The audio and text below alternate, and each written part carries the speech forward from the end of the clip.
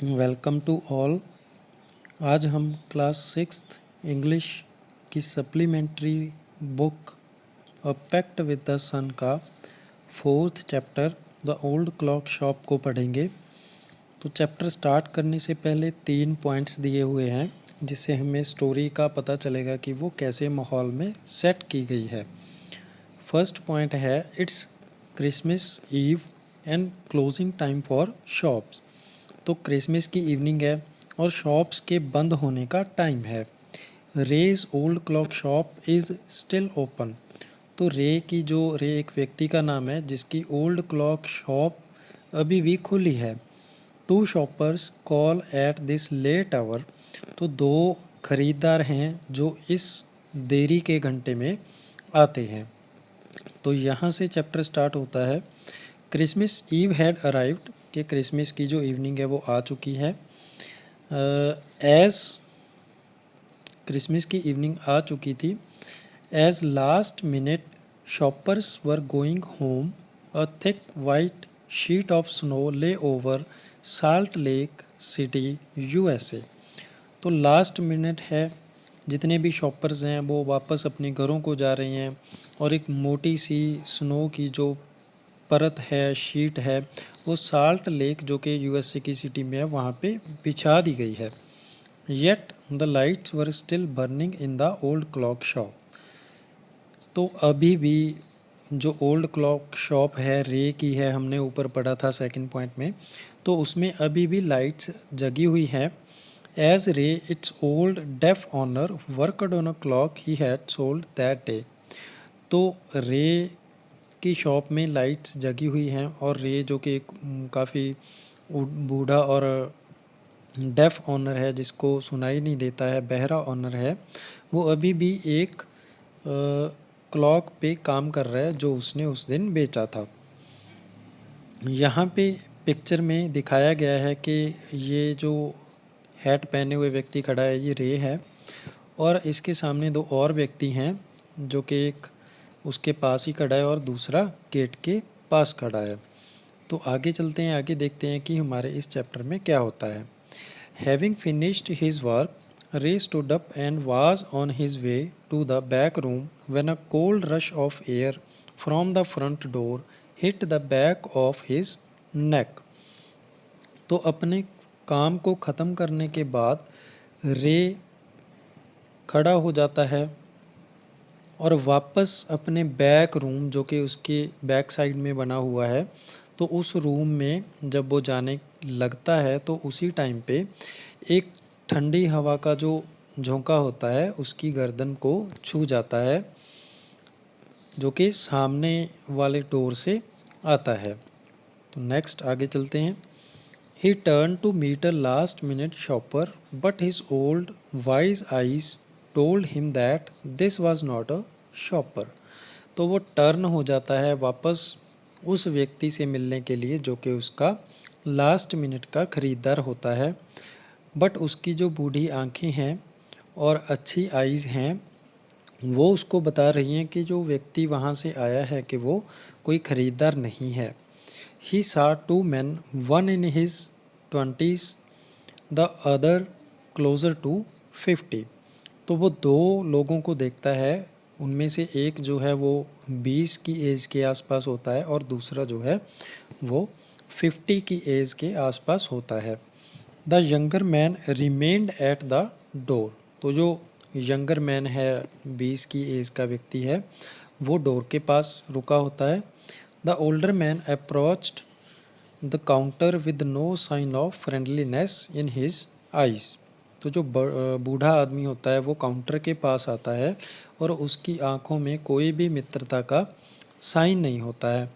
रे was able to hide his growing fear as he slowly pushed a note pad and a pencil across the counter. तो Ray जो है वो अपने डर को छुपाने में कामयाब हो जाता है और वो धीरे से एक नोटपैड और पेंसिल को पुश करता है अपने काउंटर के ऊपर से। ही स्माइल्ड, तो स्टार्टिंग में पैराग्राफ हो रहा है, he smiled at the unfriendly face then pointed to his ears and shook his head from side to side. तो वो क्या करता है कि अपने अनफ्रेंडली फेस से, जो मित्रता से भरा हुआ चेहरा नहीं है, उससे वो स्माइल करता है और अपनी ईयर्स की तरफ पॉइंट करता है और उसको head by side by side हिलाता है, जैसे कि वो बता रहा हो कि मुझे सुनाई नहीं देता है। A quick look of surprise change the man's face as he studied the notepad. तो एक उस व्यक्ति की जो को क्विक लुक थी, तो उसने उस आदमी के चेहरे को बदल दिया जब उसने नोटपैड पे पढ़ा। Then turn and said something to his friend. तो वो टर्न हुआ और उसने अपने मित्र को कुछ कहा। Ray used the chance to look closely at the man, paying attention to the shape of a gun and a restless hand in the man's right coat pocket. तो रे ने क्या किया कि उसने उसको एक चांस मिल गया उस आदमी को नज़दीक से देखने का। तो उसने रे का ध्यान कहाँ पे गया कि एक गन की शेप उसको दिखाई दी और उसका जो हिल रहा हाथ था वो मैन की कोट की पॉकेट में था, राइट साइड वाली पॉकेट में था। Anger boiled with in him but it was kept down by an inner voice that said be still. तो क्या हुआ कि उसको ऐसा देखकर बड़ा गुस्सा सा आ गया, बट उसके अंदर की जो आवाज़ थी उसने उसको कहा कि आप शांत रहो। He wrote on the notepad may I help you. तो रे ने नोटपैड पे लिखा कि क्या मैं तुम्हारी हेल्प कर सकता हूँ। For the first time the older man look directly at रे एंड स्माइल। तो पहली बार उस व्यक्ति ने रे की तरफ देखा और स्माइल किया। अ क्रूअल मॉकिंग स्माइल। वो एक क्रूअल थी, बड़ी निर्दयी, बट एक शांति की या चुप्पी से भरी हुई स्माइल थी। They both understood why he was there, why his friend remained at the door. तो रे को और उस बूढ़े व्यक्ति को दोनों को ही पता चल गया था कि वो क्यों यहाँ पे था और क्यों उसका जो दूसरा फ्रेंड था वो डोर पे था। They looked like men who were down on their luck and were now ready to try something they would later be sorry about। तो वो ऐसे व्यक्ति की तरह लग रहे थे जो जिनको किस्मत की मार पड़ी हुई हो, एंड वो कुछ भी ऐसा ट्राई करने के लिए तैयार थे जिसके लिए बाद में उनको सॉरी फील करना पड़े। तो ऐसी स्थिति उन लोगों की बनी हुई थी। चलिए आगे चलते हैं। यहाँ पे कुछ और पॉइंट्स दिए हुए हैं जो हमें आगे की स्टोरी के बारे में थोड़ा सा व्यू देंगे।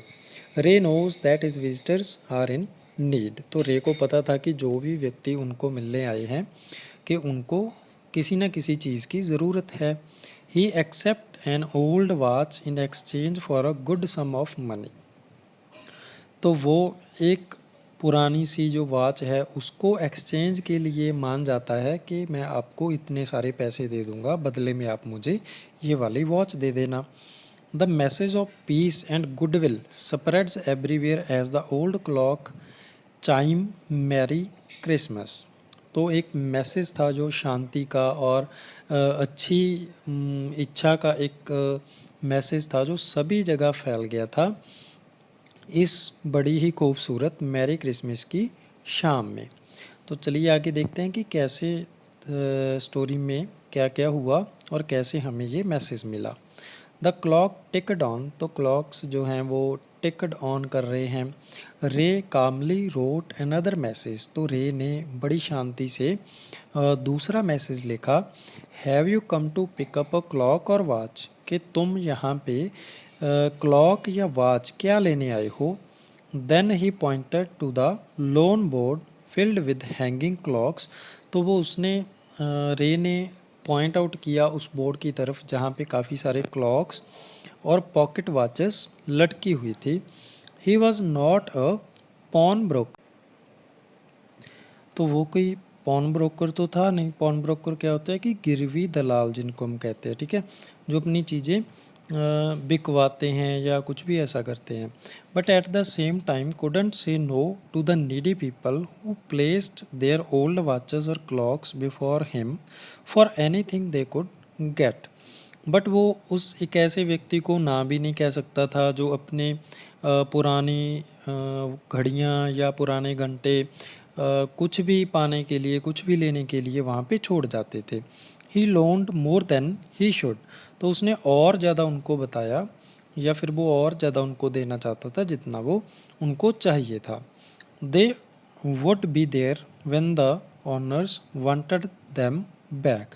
तो वो चीज़ें वहीं रहती थी जब तक कि उनका जो ओनर है, उनका जो मालिक है, वो उनको वापस लेने नहीं आता था. At the same price he had paid with no interest.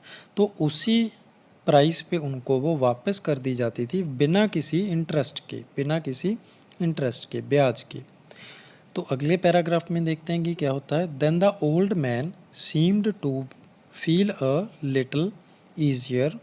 तो उसको थोड़ा सा, जो ओल्डर मैन था, उसको थोड़ा सा लगा कि हाँ ये इजी सा हो गया है, इजी काम है. took out his hand from his pocket and quickly looked at the watch on his wrist. तो उसने क्या किया, अचानक से अपने जो हैंड था उसको बाहर निकाला पॉकेट से और उसके हाथ पे जो घड़ी बंधी हुई थी उसको देखा. How much will you give me for this, the man wrote. तो उस व्यक्ति ने लिखा कि आप मुझे इसके लिए कितने दे सकते हो. रे noticed a little shame in the grey eyes looking at him. तो रे को ग्रे आइज जो उसको देख रही थी उस पर थोड़ा सा शेम फील हुआ. The watch was nothing special and yet had great powers. तो जो वॉच थी वो कोई स्पेशल वॉच तो थी नहीं, बट फिर भी उसमें काफ़ी सारी ग्रेट पावर्स थी. It was something to exchange a way out of a bad situation. तो रे को लगा कि ये एक बुरी सिचुएशन से निकलने के लिए अच्छा है कि कोई ना कोई उनको रास्ता मिल गया है, कि कोई चीज़ है जिसको एक्सचेंज करके वो इस बुरी सिचुएशन से निकल सकते हैं. Knowing the great need had brought the man to his shop in the first place.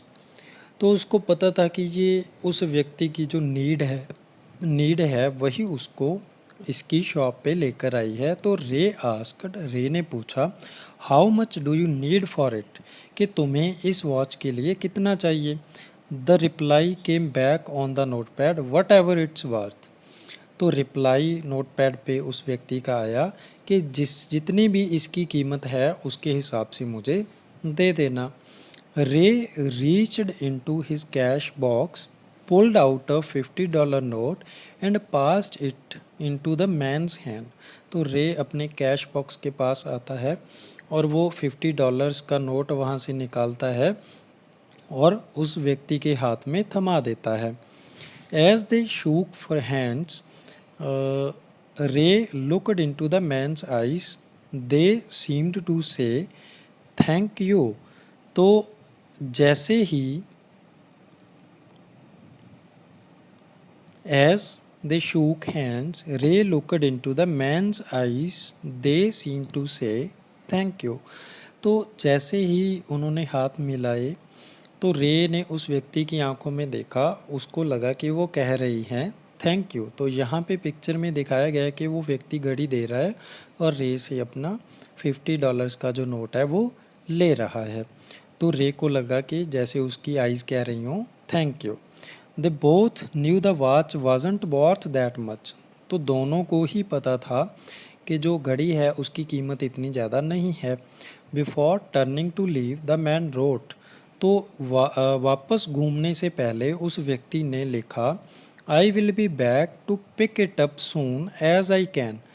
तो उस व्यक्ति मैरी क्रिसमस. तो उस व्यक्ति ने कहा कि जितनी जल्दी हो सकेगा मैं इस वॉच को लेने वापस आऊँगा और मैरी क्रिसमस, कि आपको क्रिसमस की शुभकामनाएं. The little story ended on the half hour with the clocks streaking all together. तो जैसे कि घड़ी की सुइयाँ एक साथ टिक टिक करती जा रही हैं, चल रही हैं, है ना? तो उस उतने से टाइम में, आधे घंटे के टाइम में ये सारी जो छोटी सी स्टोरी थी वो एंड हो गई है। The time pieces which had been looking on silently all the while rang out the time with such feeling that even Ray thought he could hear them. तो वो टाइम पीसेस जो इस सभी घटना में जो बिल्कुल ही साइलेंट लग रहे थे, rang out the time with such feeling that even Ray thought he could hear them. तो इस तरह से वो रैंग आउट हुए जैसे कि रे को भी लगने लगा कि वो उनको सुन सकता है। Their sweet musical message was filled with hope. तो उनका जो स्वीट सा ये मैसेज था, म्यूज़िक का मैसेज था, वो पूरी की पूरी उम्मीद से भरा हुआ था। The timeless message of peace on earth, God will, the timeless message on peace on earth, good will towards all. तो ये एक टाइमलेस मैसेज था। क्या मैसेज था? पीस ऑन अर्थ, की धरती पे शांति है, गुडविल टुवर्ड्स ऑल, और सभी का भला करो, was left by the three man who stood in the old clock shop. तो वो तीन व्यक्ति जो कि ओल्ड क्लॉक शॉप में खड़े थे, उन तीनों ने ये बड़ा ही अच्छा मैसेज फील किया कि धरती पे शांति है और अच्छाई सभी में है। तो दिस वाज द स्टोरी।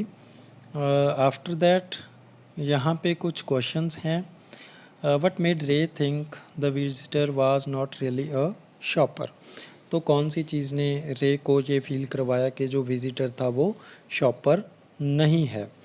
तो पहली बात तो ये थी कि उसने एक व्यक्ति को डोर पे खड़ा किया था और ख़ुद वो काउंटर के पास अपनी पॉकेट में हाथ डाले खड़ा था। Second, why do you think he had come to the shop. आपको क्या लगता है कि वो शॉप में क्यों आए थे? हम सभी को पता है कि शायद वो चोरी की दृष्टि से या कुछ पैसे लेने वहाँ पे आए। So thank you to all, आप सभी का शुक्रिया। और भी ऐसी वीडियोस के लिए आप इस चैनल को लाइक, सब्सक्राइब और शेयर करना ना भूलें, और बेल आइकन को प्रेस ज़रूर करें ताकि जो भी लेटेस्ट वीडियो हम चैनल पे डालेंगे वो आपको मिलती रहें। सो आप सभी का धन्यवाद। Thank you so much.